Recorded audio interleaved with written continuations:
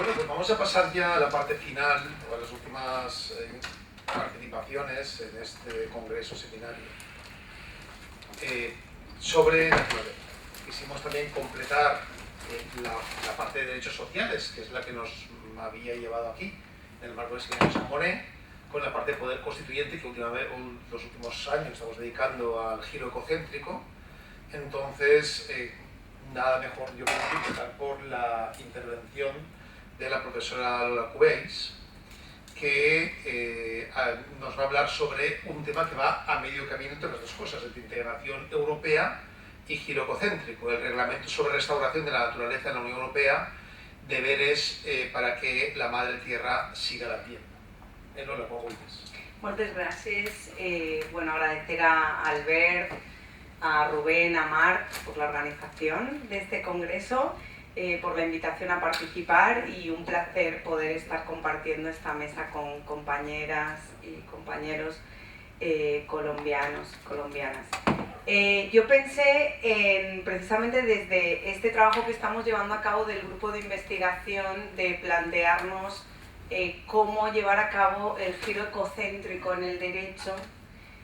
como parte de este reto que desde los y las juristas tenemos en lo que yo considero que es una crisis civilizatoria. A mí no me gusta hablar solo del cambio climático, sino más bien de la crisis civilizatoria que habitamos.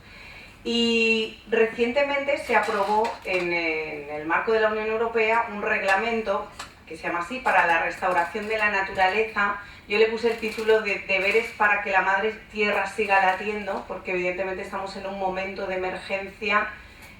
civilizatoria en la que, como decía Berta Cáceres, ¿no?, cuando le dieron el premio Goldman, no hay tiempo, no tenemos tiempo, y lo que tenemos es que adoptar normas jurídicas vinculantes como este reglamento. Pero aquí sí que matizaría que yo misma pensé luego, debería haberle puesto al título un interrogante, en lugar de una afirmación. Deberes, realmente hemos establecido deberes para que la madre tierra siga latiendo. Entonces, bueno, el marco en el que se da el reglamento, que ha sido muy controvertido, que de hecho se retrasó bastante la aprobación, se pensaba aprobar en abril y se retrasó hasta junio, sobre todo porque hubo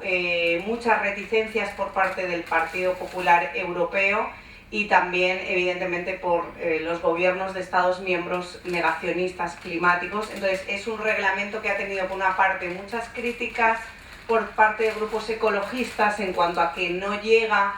a establecer las obligaciones en materia de restauración que se esperaba, y por otra parte, muchas críticas por parte no solamente de los grupos de ultraderecha negacionistas climáticos, sino también, por ejemplo, aquí en nuestro país, por parte de también organizaciones agrarias y ganaderas, ¿no? Entonces yo dije, bueno, voy a entrar a analizar el contenido para ver realmente qué tipo de obligaciones vinculantes se están estableciendo para los Estados miembros, ¿no? Esto tiene un marco, evidentemente, previo de toda la normatividad que dentro de la Unión Europea se ha llevado a cabo en torno al derecho ambiental, a la política ambiental, y que sobre todo a partir del 2019 la Unión Europea declara la emergencia climática y medioambiental, y también en el 2020 la Comisión reconoce que todo el derecho medioambiental, que por eso estamos en esta ruptura paradigmática y buscando otras maneras, porque está claro que el derecho medioambiental no consigue la protección, y evidentemente eso está cruzado por todos los intereses también económicos que vamos a ver que están aquí, ¿no?, en la sombra de la norma. Este reglamento,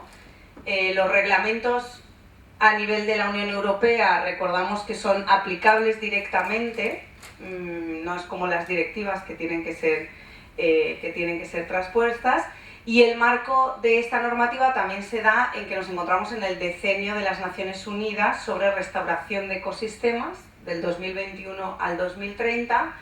y está también dentro de la aprobación del Pacto Verde Europeo, ¿no?, que es este paquete de medidas. Aquí he puesto solamente algunas de las medidas que plantea la Unión Europea. el tema de conseguir la neutralidad climática para el 2050, el tema también polémico y debatido en materia de energía, sobre todo los proyectos de energías renovables,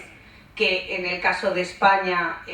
la política europea se traduce en el Plan Nacional Integrado de Energía y Clima del 2021 al 2030, y en la estrategia, es decir, este reglamento de algún modo obedece a la estrategia de biodiversidad para el 2030, en el que se habla de reintegrar la naturaleza a nuestras vidas. Es decir, que yo el análisis que realizo de este reglamento es diciendo, bueno, realmente este reglamento es un ejemplo de llevar a cabo un giro ecocéntrico del derecho, entendiendo que el giro ecocéntrico supone reconocer a la naturaleza, entendiendo y hablando de seres vivos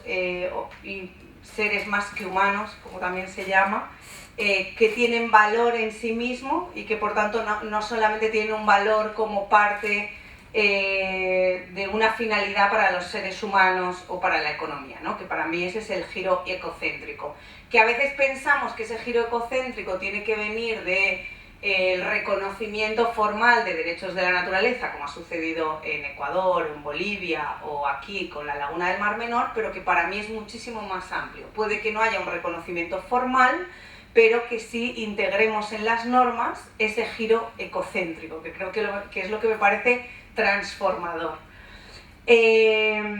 Como digo, esta normativa se da dentro de la estrategia de biodiversidad que plantea la restauración de los ecosistemas degradados. Este reglamento es extensísimo, solo deciros que la parte de los considerandos ocupa como más de 55 páginas y quería destacar, porque van justificando, ¿no?, el porqué del reglamento sobre restauración de la naturaleza. Entonces en el considerando séptimo hablan de cómo se ubica dentro de la estrategia, como he señalado, para la diversidad 2030, y dice: el objeto de esta norma será presentar una propuesta sobre objetivos de la Unión Europea en materia de restauración de la naturaleza jurídicamente vinculantes con la finalidad de recuperar los ecosistemas degradados, ¿no? Y eso es, digamos, que sería la novedad, el que sea una norma jurídicamente vinculante para todos los Estados miembros. Y entonces señala, ¿para qué recuperar la biodiversidad? Entonces dice, en beneficio de las personas, el planeta, el clima y nuestra economía. Y en el considerando 14 dice, la restauración de los ecosistemas tiene que estar orientada a fomentar la transformación económica y social, la creación de empleo de calidad y el crecimiento sostenible. Claro, ya sorprende porque estamos como mezclando, para mí, dos tipos de discursos que epistemológicamente para mí no pertenecen como a la misma manera de entender la relación o lo que debería de suponer el giro ecocéntrico del derecho, ¿no? Porque cuando hablamos de restauración, como parte de esto que se ha construido de los derechos de la Madre Tierra, en la Carta de los Derechos de la Madre Tierra, como uno de los derechos sería la restauración, que ya está hablando de una perspectiva no antropocéntrica que cultiva el propósito humano de sanar las relaciones con la naturaleza. Pero en cambio vemos que la misma normativa lo que justifica sigue en una lógica más bien desarrollista, en la que no se está hablando del valor intrínseco de la naturaleza. Estoy adelantando algunas de las conclusiones ya sobre el análisis que he hecho. Y esta es la estructura que sobre todo voy a referirme los capítulos 2 y 3, que precisamente es donde se establecen los objetivos y las obligaciones de restauración que tendrían los Estados miembros, y esas obligaciones de restauración se deben de llevar a cabo a través de la redacción en cada Estado miembro de un plan nacional de restauración. En general, el objetivo es que de aquí al 2030 se consiga la restauración efectiva de al menos el 20% de las zonas terrestres y el 20% de las zonas marítimas. Y de todos los ecosistemas que necesiten restauración de aquí al 2050. Hay una serie de definiciones de muchos conceptos que van apareciendo en la propia normativa. Aquí he destacado solo el de restauración, pero bueno, se va desarrollando en el artículo 3 muchísimos conceptos para entender de qué se trata cuando se habla de vamos a restaurar, vamos a mejorar las condiciones. Bueno, ¿qué se entiende por mejorar las condiciones? ¿Qué se entiende por restauración? El proceso de contribuir activa o pasivamente a la recuperación de un ecosistema para mejorar su estructura y funciones, con el objetivo de conservar o aumentar la biodiversidad y la resiliencia del ecosistema mediante la mejora de una zona de un tipo de hábitat hasta que se encuentre en buena condición. Por ejemplo, en otro momento se habla de qué se entiende por buena condición. El establecimiento de un área favorable de referencia y la mejora del hábitat de una especie hasta alcanzar una calidad y cantidad suficientes, ¿no? Entonces, esto entiende la normativa por restauración, y luego, como ven, a lo largo de todo el capítulo 2 de objetivos y obligaciones, se habla de cuáles van a ser los objetivos en cada uno de estos tipos de ecosistemas diferentes: ecosistemas terrestres, costeros y de agua dulce, ecosistemas marinos, ecosistemas urbanos, ¿no?, que plantea la necesidad de recuperar espacios verdes, la restauración de la conectividad natural de los ríos y de las funciones naturales de las llanuras aluviales, que significa eliminar barreras que han impedido la conectividad y conseguir un flujo libre en el 2030. Restaurar las poblaciones de polinizadores, ¿no? Habla de que esto está vinculado directamente a la eliminación de pesticidas. La restauración de los ecosistemas agrícolas, que es donde uno de los supuestos que ha sido como más controvertido, la restauración de ecosistemas forestales y la plantación de 3.000 millones de árboles adicionales. Solo por ponerles un ejemplo de cómo es la normativa, lo que hacen en cada caso, al hablar de la restauración en cada uno de los ecosistemas, establecen las medidas de restauración con plazos, porcentajes que cada plan nacional debe de conseguir, ¿no? Un porcentaje de restauración en determinados hábitats,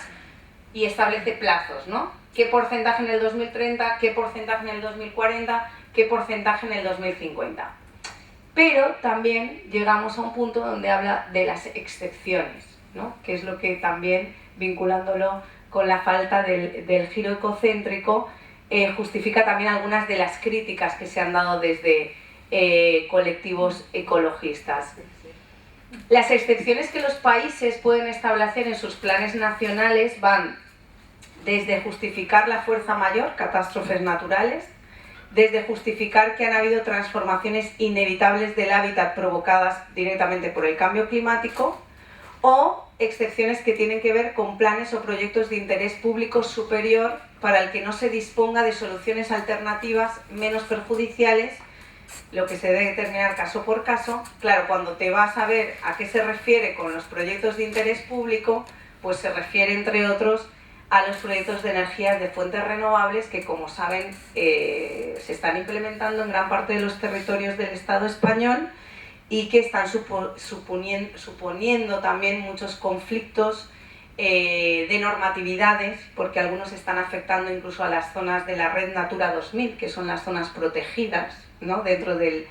derecho medioambiental, y por tanto esto ya te pone en aviso de que hay muchas excepciones que de algún modo puedan limitar el alcance de esta normativa. También la acción o omisión de terceros países de las que no sea responsable el Estado miembro de que se trate, y en el artículo 7 también habla de la seguridad nacional. Otro de los puntos que también me parece controvertido es el que tiene que ver con la restauración de ecosistemas agrícolas, que habla de la necesidad de la rehumectación de las turberas drenadas, ¿no? Las turberas drenadas son una especie de humedales que son fundamentales para la captura del carbono, y que muchas han sido drenadas por la agricultura expansiva. Entonces hay unas obligaciones para la rehumectación que son fundamentales para paliar las sequías, para la captura también de agua, y también establece una excepción. La obligación de rehumectación obliga a los Estados miembros, pero no implica la obligación de los agricultores ganaderos ni de los propietarios privados de tierras de humedecer sus tierras, ¿no? Entonces nos encontramos también aquí Bueno, en este conflicto entre las obligaciones de los estados, las obligaciones de hasta qué punto se puede obligar al sector privado, y algo que aunque sí que hace mención, pero que creo que es parte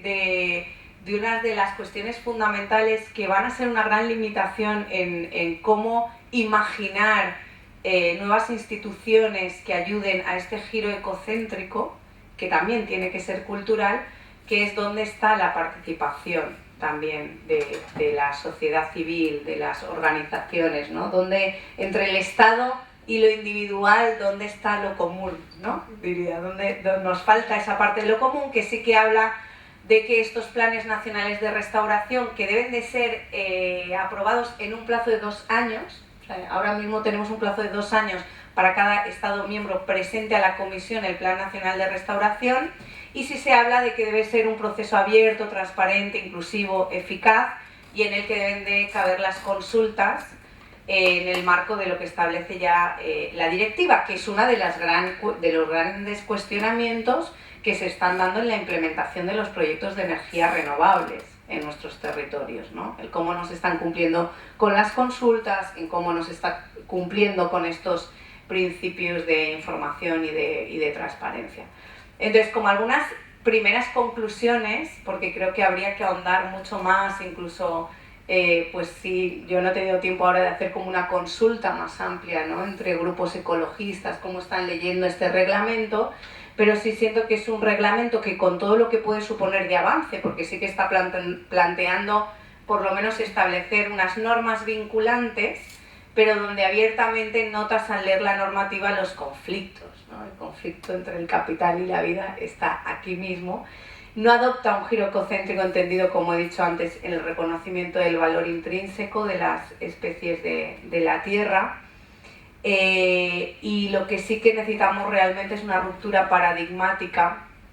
en la que se reconozca a la Madre Tierra desde una perspectiva intersubjetiva e interdependiente, ¿no? Me llama la atención incluso que en el Considerando se dice devolver la naturaleza, ¿no? Es como somos naturaleza, ¿no? Hay una falta de un paradigma diferente. Y quisiera acabar con,